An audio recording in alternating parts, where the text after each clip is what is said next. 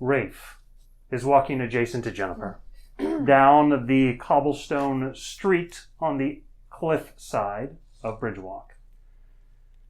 So, where are we headed? He says with a smile. Let's go check out the drakes, shall we? All right. I know quite a good shop. He nods. So, you had a talk with Isaac? Hang on. Sarah's trying to remember this now. You confronted him about the...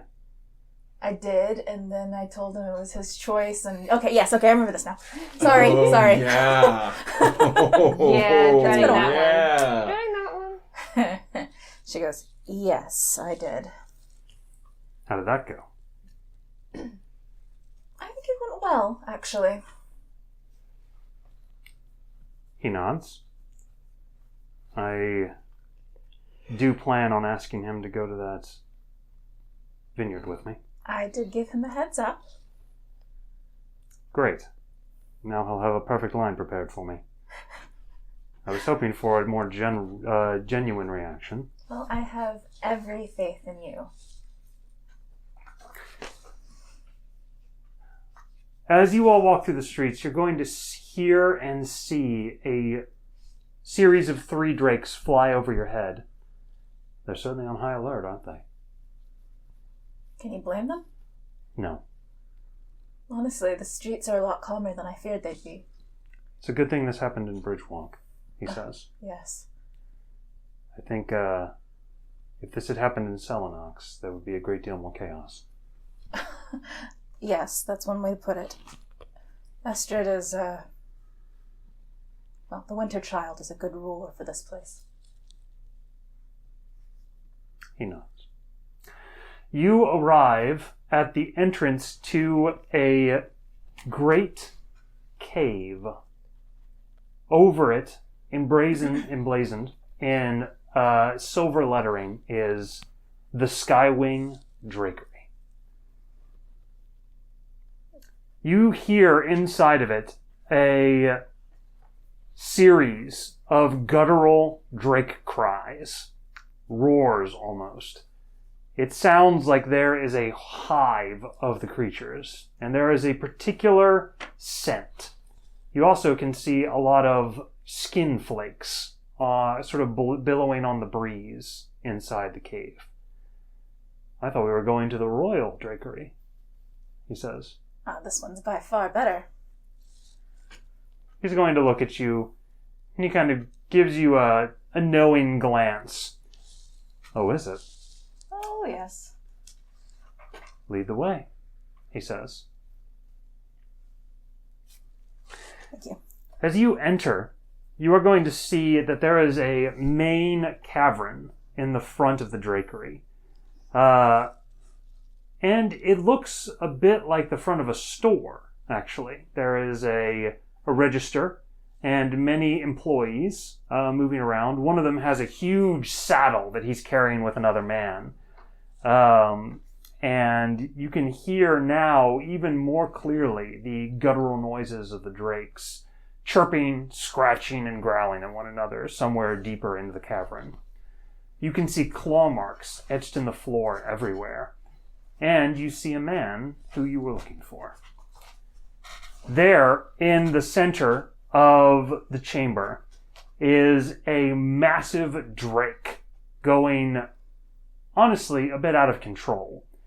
3 men are attempting to grab onto the leather straps hooked onto its nose and wings, trying to pull it into some semblance of normalcy and get it somewhere. And approaching that large gray drake, one who you know by name, in fact, is a white, large-bearded furbolg who is going to come up towards the creature, making soothing noises, and you hear him coo at it, sweet nothings in its own language. As the creature is going to hear him, its ferocity begins to ebb, and within a matter of a few moments, it has its chin placed in his hand as he scratches on the end of its nose. The men around, a bit frazzled, are going to slowly drag the large drake away from Galamut. June looks over at up at Rafe, and she nods her head, and approaches Galamut. You hear him go, "Impressive." Galamut has a very good hand with the drakes. And are you recognizable? He would. Galamut would. Nobody else. Right. He'd probably be pretty damn surprised that she looks like this. So. Fresh customers! I'm sorry. Fresh customers, he says. Greetings, Galamut. And what do I owe the pleasure of your visits today, miss? We were hoping to check out the tack room.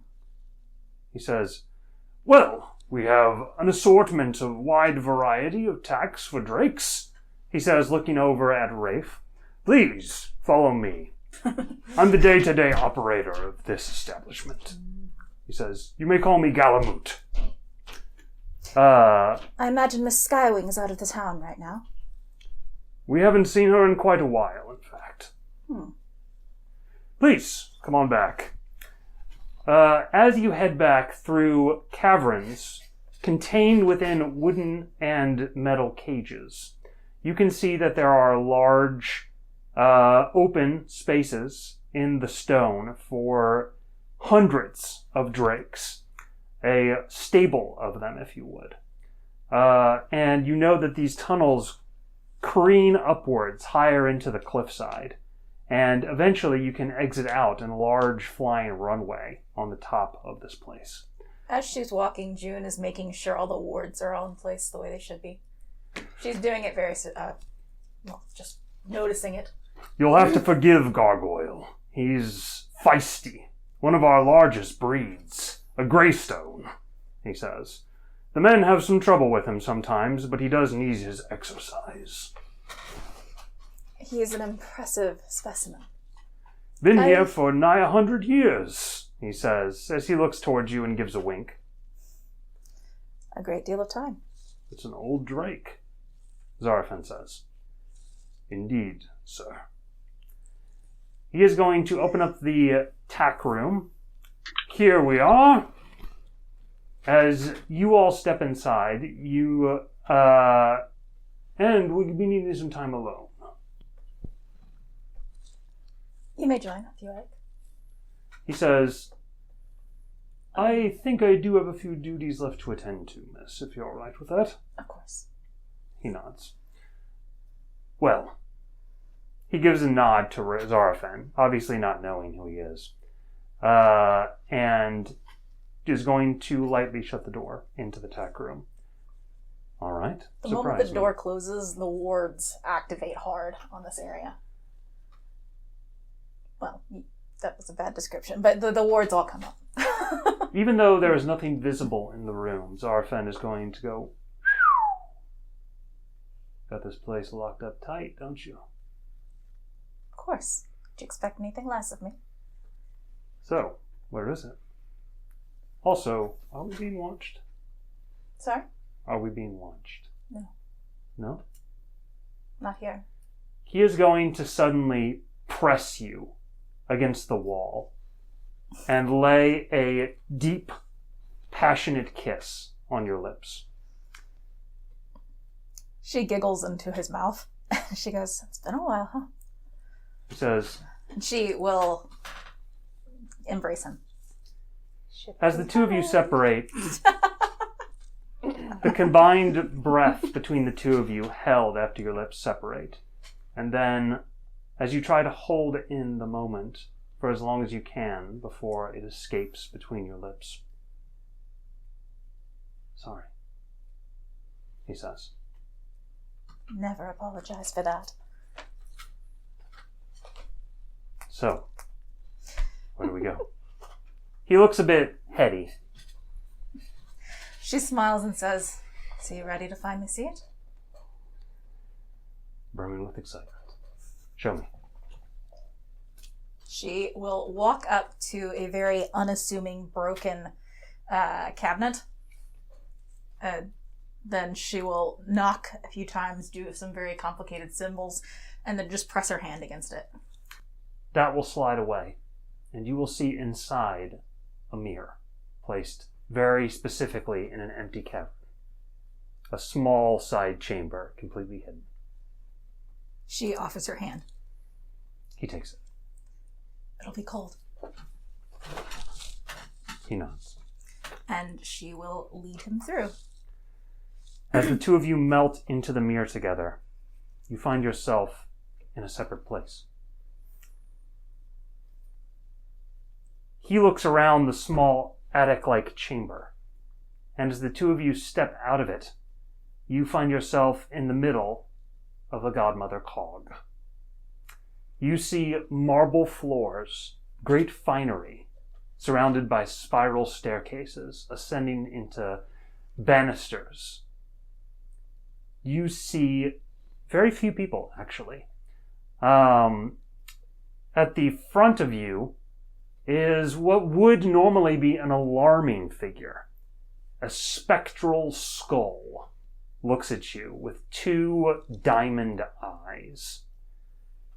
The head is floating in the middle of the chamber, and as it approaches, it's going to open its mouth, and something like grave dust will cough out of the front of it. How are you doing, boss? A finger, a mage hand, actually, will appear in the air and give you a point. As the demi-lich before you recognizes you through your guise with its true sight. I'm not wearing a guise. Well, Oh, wait, actually, I am wearing a guise. Shoot! I forgot about that. I look like an unassuming human right now who's got brown hair and looks like a normal person. I totally forgot I did that. You totally look like a normie right now. Gotcha. Wait, so demi-lich... What is that? a It's a demi-lich lich, is but a not like lich whose soul has been separated from their body. But aren't liches usually like... bad? Like, aren't they? Okay, I didn't know they could be homies. They usually aren't. It appears that I am in the esteemed company.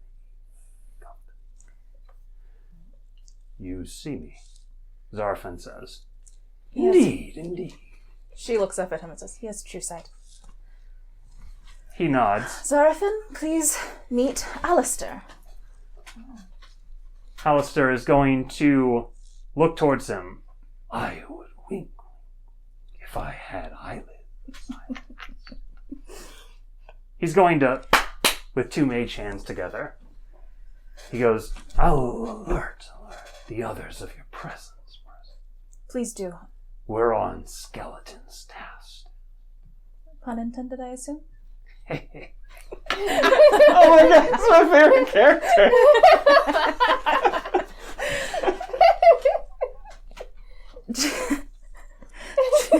Hang on. Yeah, June will nod and said, yes, please gather everyone. I want to know exactly what's been going on. You are suddenly going to see a woman in a bright crimson, it almost looks like a cooking apron, a little bit, but it's got sort of a dressy appearance. A plump, elderly halfling woman. Oh dear, she says as she descends the stairs. And who is this? Let's see. June is going to release her disguise so that she will look like herself again. Oh, Jennifer, my dear. Alora, pleased to see you again. She's going to you're come well. up towards you. She pats you heavily on the shoulder and says, mean my "It's so good to see you." You mean my leg? Your waist. She sort of like grabs your waist and like shakes it. She will reach down and put her hand on her shoulder. She goes, But what are you doing coming in from the outside? Very dangerous. Well, I came here via ship, so... She goes, well, we could certainly use your wishes. Indeed. You'll be needing snacks, she says as she goes up. You Oh, can't get who's your away. handsome friend? Please meet the angel Zarafin. She's going to, widen her eyes and start with a, huh. Zarafin is going to release his guys, and his wings burst forth, and the staff appears in his hand, and it sort of clacks to the marble. She goes, times are different now. She says, by the gilded haystack. She sort of folds her hands together in surprise in front of her, and then you hear, you're going to hear shoes click down the marble as your niece, Annalise, comes into view. That's interesting. Shoes? She's walking? Yes, she's in the guise of a human. Okay. Alter self. Okay. Checking. She goes, She has the same godmother powers that you do. sure. She goes, let's use the 3rd floor conference room if you don't mind. There's only a few people here at the moment, Annalise says. Shall we gather all of them? Yes. She nods. Alistair, can you take care of it? Sure. His skull is going to slowly become translucent and then fades away altogether. Is Brunella joining us? You hear, hey everyone! Come to the conference room, 3rd floor!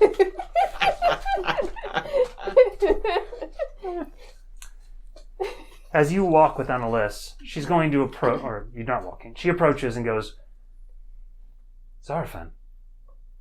She looks up at the angel, who gives her a nod, and you see suddenly, Zarafin is very good at hiding his emotions, but her excitement towards him, he is obviously embarrassed about it. She will just kind of gently touch his arm and then pull it back. Will Brunella be joining us? No, I didn't bring her. Why? She is your assistant. I told you that I'd be coming. We're trying to keep this place low staff. That The attacks on Pit. Or the attacks on Bridgewalk, she says. Has he penetrated the defenses? What? No. Why would you think that? Just asking. Is that even possible? I should certainly hope not. She says, anyway, let's meet upstairs. So, you two traveled all the way to Giran? From Giran to here? She says as you're walking. Yes, the Outrunner is docked down below. And, how did you separate from the others? Everybody had things they wanted to do. I imagine so after so long on the boat. Indeed. I figure everyone can gather information their own ways. So, how did you explain the messenger to them? What about him? How did you explain how you knew so much about darkness? I simply said I was a foremost knowledge. They know what you are, right? They know I am a fairy, yes. They know you're a fairy? I mean godmother. Of course they know I'm a godmother, too. You told them you were a fairy. I had to do something. She glances up at Rafe and then at her and she goes, they have to trust me. Zarafin is going to look towards you, and I he don't says, have angelic backing that makes me immediately trustworthy. She winks at him. he says, the truth always gets out eventually. She turns to her and says, considering I died in front of them, it was probably a good thing. They don't realize that, of course.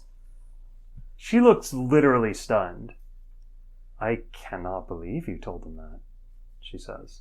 It's only been a month?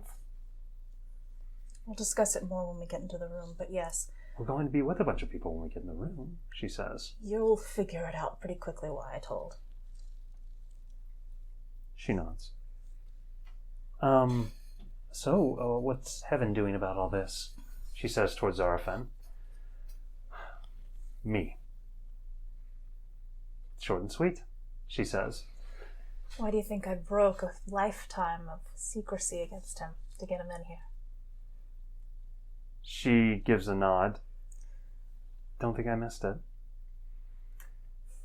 She says, we had to change some of the wards to even allow him in. I know. He's going to give her like a, what? Extra planar beans, she says. No offense, but we did specifically ward against angels. Rafe is going to like point at the demi-lich like walking down the hallway. He was born on Mythia, she says. She shrugs. He looks a bit taken aback. Besides, Alistair only became a lich because of his loyalty to the godmothers.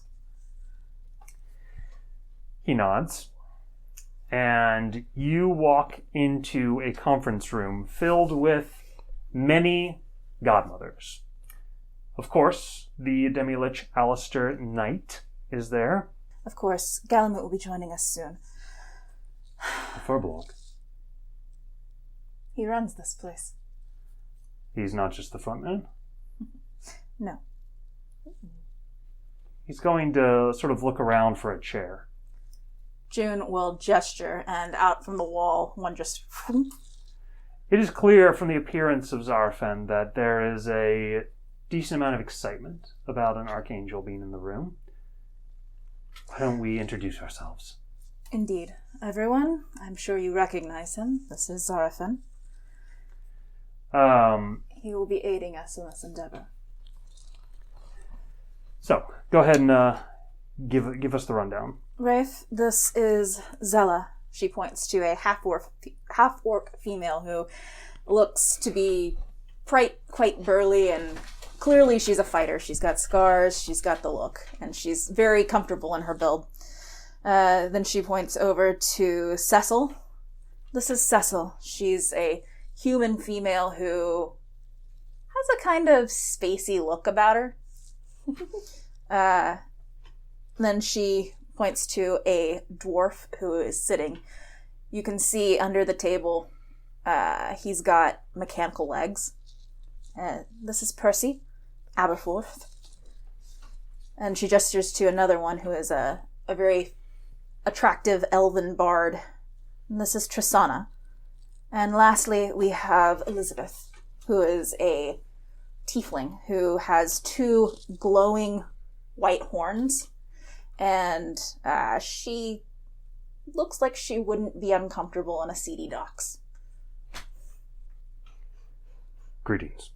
It's good to meet you all. She gestures to Jane first, and she goes, this is Jane. She's a half-elf female. I'm not saying that, but she is. She goes, this is Galamut's assistant. Thank you for coming, council member. Jane says towards you. Will you be leading this meeting? Yes, I will. How long till Galamut joins us? He should be here any moment. He's actually going to open the door as you're speaking. He is going to step heavily inside the room. Perfect timing. My apologies, he says as he shuts the door. He comes over and sits down in a larger chair. All the chairs are like kind of cushy, fluffy chairs. They're comfortable looking. Piercy is going to say, have you heard any more knowledge about Pit? Yes, actually. They all look surprised. Well, actually, no, wait, I contacted them and said, oh, no, didn't get in because of messages. No, did I talk to them via the mirror? And yes. Tell them to stop? Okay. She goes, actually, no, beyond what I told you on the mirror about the extra-dimensional spaces. She looks furious when she says that. Other than the fact that he's been in the city. I was hoping you all could update me. We've taken all precautions. How did he discover us? Galamut is going to say, he appears to be traveling through the Shadow Realm. It is possible to intersect this space in the Shadow He Realm. bumped into our wards. As hilarious as it is, it has caused us to up the defenses significantly. Good. Nothing so small as a gnat could possibly get in. What are the odds? Actually, I could calculate that, but I don't want to. I have come with some information, Annalise says. Speak.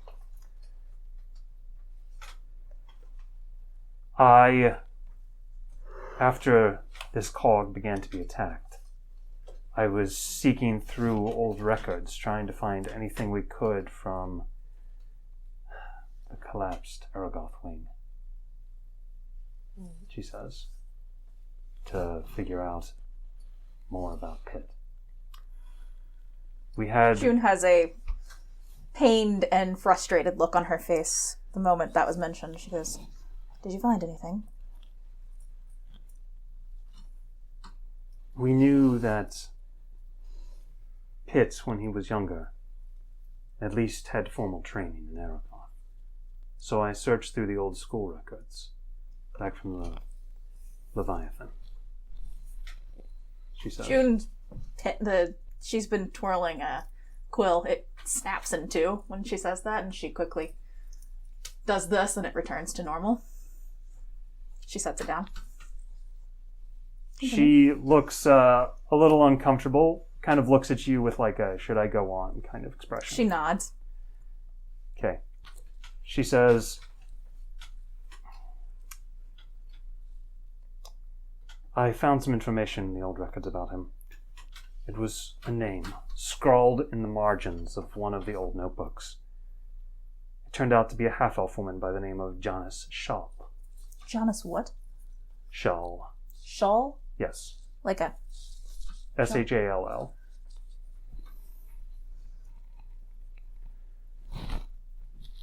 I went cross-referencing the name and found that we had actually helped her escape from Aragoth about 5 years ago, she says. Okay. I don't think anybody had made that connection, because when I sought her out, it had been at least that long since she had even seen a godmother. When I asked her about her experience, I remembered seeing somewhere in one of the old notebooks that she had been a wizard teacher. I think she was commissioned by the state after the school fell, she says. When I asked her about Pit, she looked very grave and told me that she knew who he was. Although he had never gone by the name of Pit at the time and had looked quite different. What did he go by then? Piercy. Piercy? Piercy what? She didn't know. He was put in by a rich noble family, but they didn't want to reveal their title. Did they read his fate? They did. She discovered one of his notebooks one day. Even though the school didn't teach this kind of dark magic, she found necromantic runes and suicidal thoughts contained within. When she went to confront him with many of the other teachers, Piercy was gone.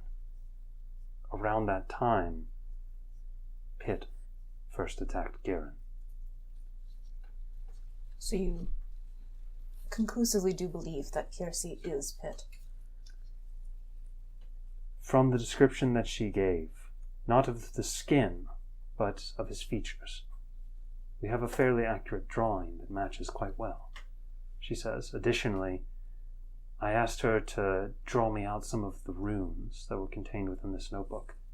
Some of them are very similar to these runes that they're finding around Bridgewalk. What runes? You haven't heard of the runes? I just got here. Galamut is going to say, there are maybe 100 now of them. Strange symbols carved about 4 feet across into stone or chalked onto surfaces. They're incomplete, and we're studying what they're supposed to mean, but they appear to just be nonsense.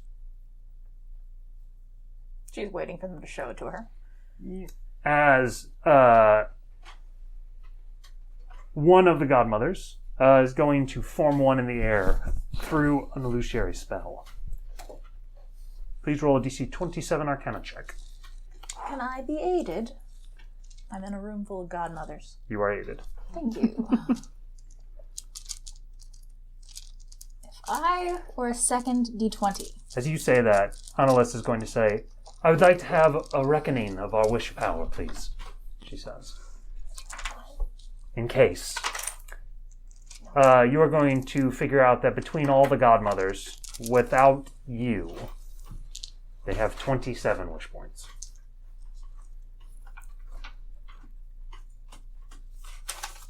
That few? Wait, hold on. How many?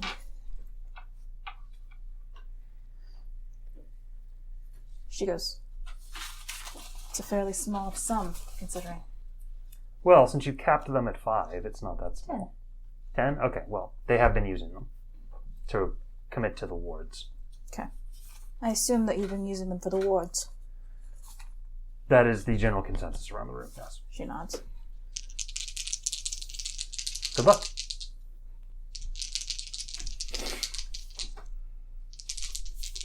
I'm just going to keep clicking these until I figure out what my arcana is. Add to it. Yes! 28. Wow. Jesus. What the We're gonna find out what it is. Maybe. Maybe. frick? All right.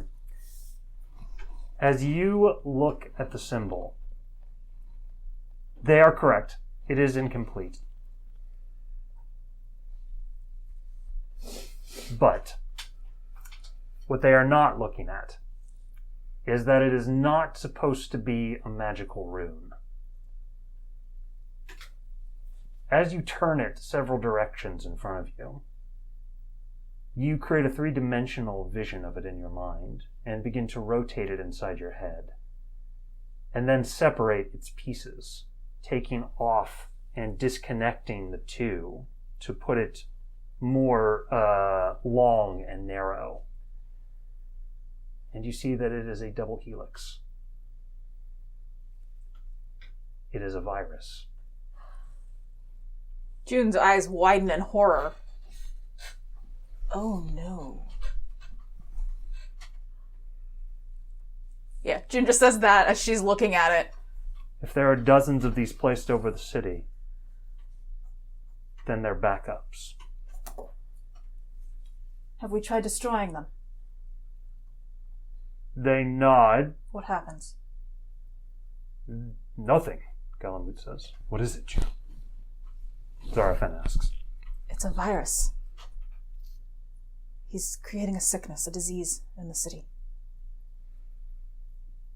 You see the grimness affect all the godmothers. She goes around like you. this, and she takes control of the illusion that was up there, and then she twists and breaks it down so that they can see what she sees. You see that it is a magical activation for a virus that is likely already in someone's system. We need to find the host. We need to see if it's already spreading. And we need to lock down the city. Zarafen suddenly is going to look intense. Something's happening, he says. What? There's commotion outside. You can sense that? She looks alarmed. He nods. She looks then at Annalise, and it's clear. The look between her and Annalise is, we need to fix that. He's going to get up and rush towards the doorway. That's too long. She grabs onto him, and she just will touch the wall, and then the ground underneath them will just melt, and they'll teleport there. As you appear in front of the mirror, you are going to see out the mirror is a very interesting visage. It appears to be half of a giant creature's jaws around a burning building. So the ceiling, you can see. It is on fire. Inside the drapery, Correct. inside the tack room? Yes. or somewhere else, likely in one of the caverns with the wooden beams on the ceiling. There is a very large jaw around the outside of the mirror, and it is moving through the drapery. At least it's not a duck. Is it a duck jaw? It's a drake jaw. Seriously, that was the first thought. There's going to be a duck. Is it gargoyle? By the size of the jaw, it could very well be the extremely large drake gargoyle. Galamut, what the hell is going on? I'm actually, what in the pits is going on? Galamut is going to appear adjacent to you and looks out with great startlement outside. You are going to see the jaws are going to lower the mirror and then drop it. You're going to see a figure. Clearly Pit. His eyes are a deep, shining red. His skin, a violet so dark it's almost black. With a dark robe upon him, it is clear that the building around him has been damaged significantly. Looks like by some kind of explosion. And he has placed some kind of spider, some kind of metal spider, over the mirror. And its legs are going to lock down and form a shield over the mirror. Trying to lock us in, I take it? That appears to be correct.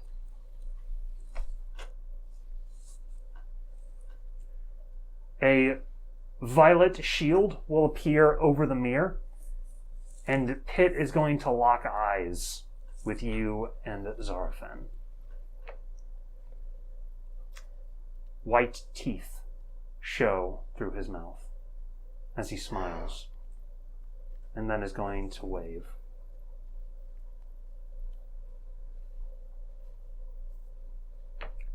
He is going to hold his hands above the mirror and open a portal. And then you see the mirror get shoved into the Shadow Realm.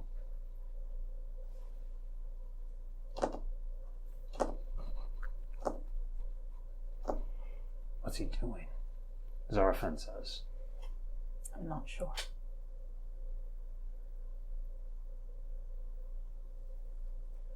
You're going to see him appear in the Shadow Realm, floating perfectly parallel to the mirror.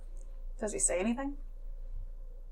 No. Is he outside the shield? The spider shield? He is, yes. He is going to reach up and pull a bit of shadow stuff from the realm. And then the mirror becomes enraptured in darkness so black that you cannot see anything beyond it. She's going to stroke down the side of the mirror to close off the vision so he can't see us either. It works. Well, this is awkward.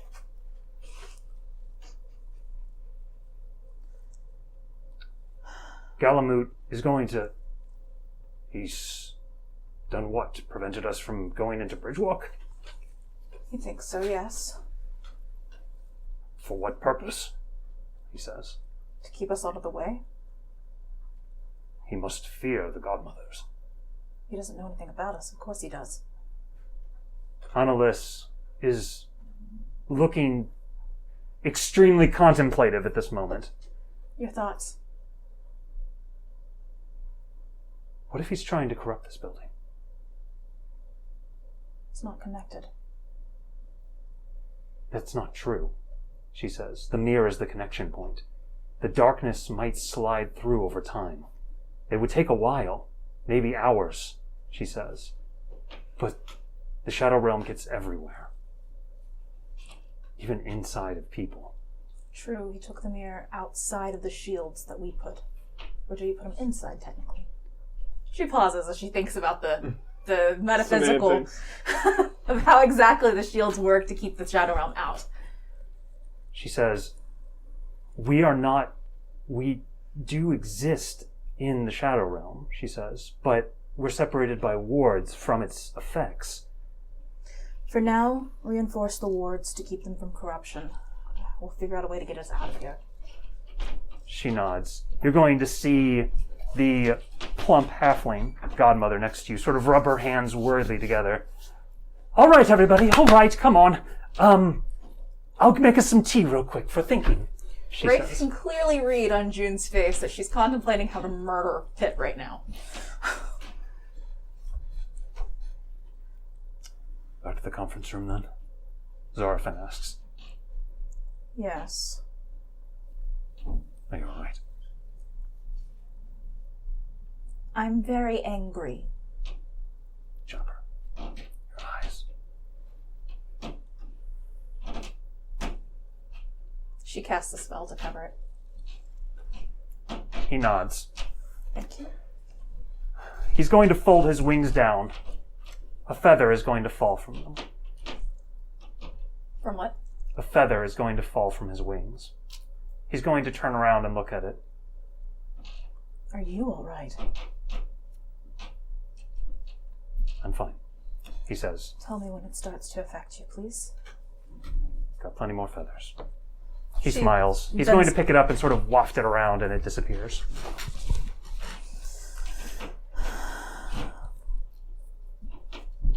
You all right?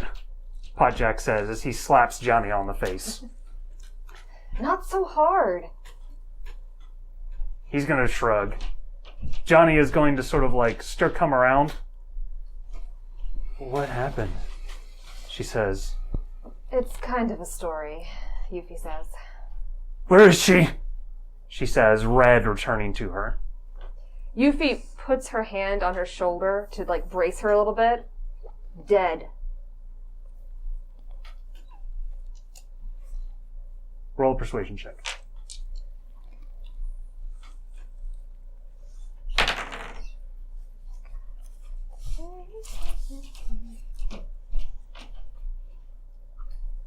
Uh, 15.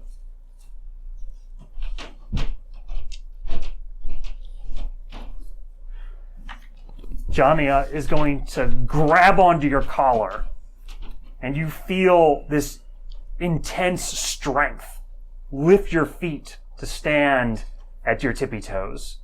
And You'll she's see going to like Yuffie's not pull her backing away hand at all. back, and she goes, "You killed her, Captain!" Yuffie is not breaking eye contact with her. She's maintained eye contact, and she raises her chin to continue. Potjack is going to like place his hand on her arm and like push her back. And you see for a moment as her arm forces against his and like pushes his hand back slightly before he goes like that and pushes her to the ground, covering him entirely with his palm. He goes, "Aye, no fighting." Yuffie looks a little amused. She struggles against him, and you see his hand like jostle a little, but she's unable to move it off. Yuffie will say, "Jonia, get control of yourself."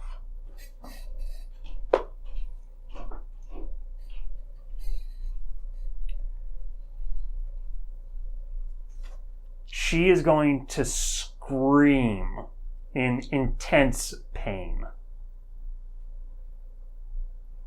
Is that out of game normal? No. She appears in absolute anguish. Yuffie's disturbed. Podjack is going to like grab his arms, and his two fingers go over his shoulders, and like these fingers go around her waist, and he sort of like picks her up like that. Yuffie will say, "Jonia, by the pit, what is wrong with you?" She is struggling, and you see Potjack sort of look down at her, and he has this confused, almost dismissive expression on his face as she struggles against his hand. "What are you doing? Why are you trying to break my grip? Stop it." He like shakes her a little bit. "I don't know, she's not usually like this." "Jonia," she'll say again. You see a flood of tears suddenly begin to come down her face as she just bursts into ugly cry. Insight check. Can she tell at all whether they're tears of just pain or relief, or can she get any indication on exactly what it's related to? For as long as you've known Jania, she has hunted Marjorie Brimson to get vengeance. It might have something to do with her not getting to deal a fatal blow. You may roll insight. It's going to be a big fat no. I'm just going to call that right now. What'd you roll? 5. Hey, plus 5, it's 10. Could be worse. You've seen Jania get vengeance for small slights, but never for one that she's held for a long time. You know that Jania's fate probably is affecting her in this moment.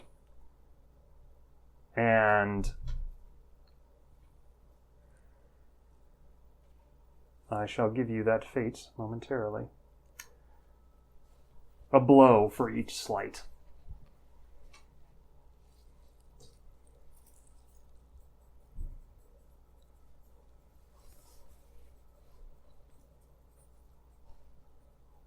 But Yuffie has never gotten an indication that if she did not give a blow comparable to the damage that had been given to Jania, that it caused her this kind of agony. You never had that happen. Shit. Jania is almost always the one in the front of the vengeance line.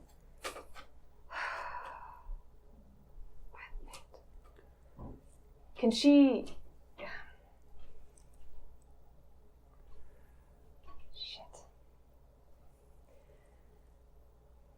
Does it look like she's getting worse? She's just sobbing at this point. The rage has sort of passed away. She appears to not have her strength any longer. Yuffie will approach and try to grab her shoulders. Jania, are you She's with going me? to flinch away from you. She starts screaming obscenities at the top of her lungs. Are they at her? Yuffie? Yes, they are.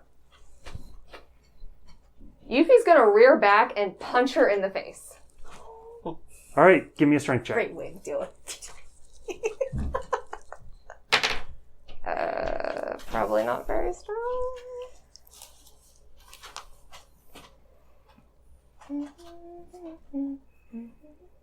Yep, 13. All right. As you hit her, she is going to be knocked out. Yuffie's gonna look at her hand, really shocked that she was able to knock her out like that. She must be hurt worse than I thought. Where's your friends? That's a good question, she says. Where did they head to? She'll say, I know the street. She's not going to give the address. And then she'll say the street. He says, what you want to do with her? Are you saying you're in on this action too, Pachek? Well, yeah, right? Yuffie gives a little I'm gonna go back there. Can't take a nap now. Yuffie gives a little bit of a smirk. I do have to say, that was probably one of the most badass moments I've ever seen in a fight. Well, you know how I work. Yuffie kind of Do you? claps him a little bit. You're not so bad. He says, old Pot Jack gets the job done, that's for sure. I'm pairing everybody up. It's certainly a fight that ballads would be sung about. I'm missing a few. He says, if only we had a bard there. You want to take the old Pot Jack Express? She looks down at Jania. That would be helpful, yes. Well, climb on, he says, and he's going to put his hand down for you. She'll reach out and take it. He's going to all right, not going to crush you. He's going to put his hand over his shoulder to cover you on him, and then you feel your guts go. Oh, God. Oh my god. The sensation. I would love that. No, I already want to. It's like you're on what is it? That Those ride, little- the slingshot yeah, the rides. Oh, it's actually nauseating. Oh, it sounds like fun. You feel yourself lose gravity for a moment. And you are literally floating between a hand and a shoulder for a second before you smack into his shoulder once again. And you Don't bite your tongue. feel a surprisingly soft landing, actually. It sort of is horizontal, so he skips several times. Sorry, he says. You hear something crash. He's going to move his hand off his shoulder, and you sort of wobbly get down She from it. falls off of his back, basically. He's going to reasonably dexterous. He's going to catch your shoulder or catch your cuff and put you down from your clothes. Thank you, she says. All genuineness. Uh-oh, he says, as you see several drakes scream down in your direction. He says, "It's the fuzz." It's the what? It's the fuzz.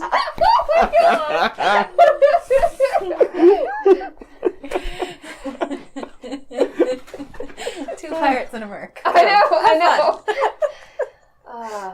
Shit, I'll handle it.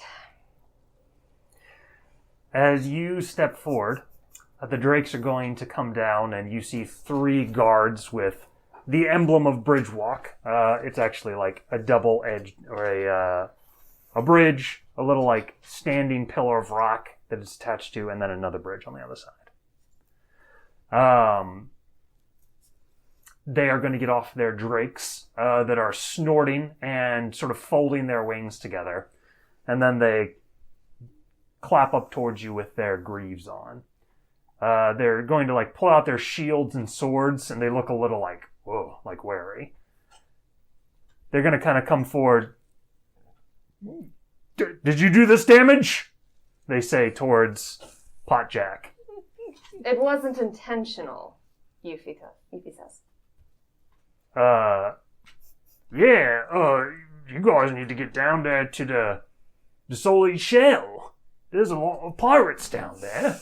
He says, they made a mess of things. Yuffie says, honestly, many barely escaped with their lives. We were just escaping their wrath, Potjack says. It's in a a mess. heroic way. Very heroic, Yuffie adds. Roll an advantaged persuasion check with You're Potjack's not aid. lying. Not lying. We're totally... Oh, thank God it was advantaged. Okay. What was the low roll? 2. Wasn't even a 1 that I could have re-rolled. Okay. Persuasion? Yeah. 21. 21. Oh, by the way, I looked this up. You are actually able to roll 1-1 on an advantage or disadvantage roll. So if you roll a 1 and a 15, you can re-roll the 1 on the advantage. I said that you couldn't do that last time, but you can. That's looked good it up. to know. That's good to know. Yeah. Thank you. So that ability is actually better than I thought. Yay! Halflings! I love it. But if you roll 3 d20s and you rolled 3 1s, you can only re-roll 1 of them. That seems fair. Gotcha. What did you say you rolled? 21. 21. The guards are going to look at each other, and then they sort of look at Potjack, and you can tell that the expression in their faces clearly reads, even if he did something wrong, we really couldn't do anything about it. And they are going to go and sort of nod and then climb back up on their drakes, and you see them sort of slowly lift off in spurts. Yuffie's gonna turn this conspiratorial grin at Ponchak the police. What are you gonna do about it? He says, well, for the time being, nothing. All right, so we're over here. Where we go? Are there any shops or anything around there that they could sit at and wait that aren't right at the house? Yeah. As you... I'm so picturing you guys sitting I in know. a cafe Yes, outside with a little The umbrella. smallest- and I'm just picturing smallest Blackjack and in the the biggest. teeniest teacup. The And then smallest this the woman biggest. passed out next to us, completely just out cold. That is exactly what Just weeked into Bernie. That's what the plan is. She's hoping she'll see somebody pass by because she's not sure how much she can reveal to Podchak, and she certainly doesn't want to compromise anything for There's safety. definitely a flower on the table. It's a little circular table with a flower. Okay, sorry, continue. All right. As you all go over and stop at a small cafe, we will call it there for the moment, noble heroes. Please, if you all liked what you saw here, give us a like and a subscribe. Comment below. Tell us what you thought about this episode. And do try this at home.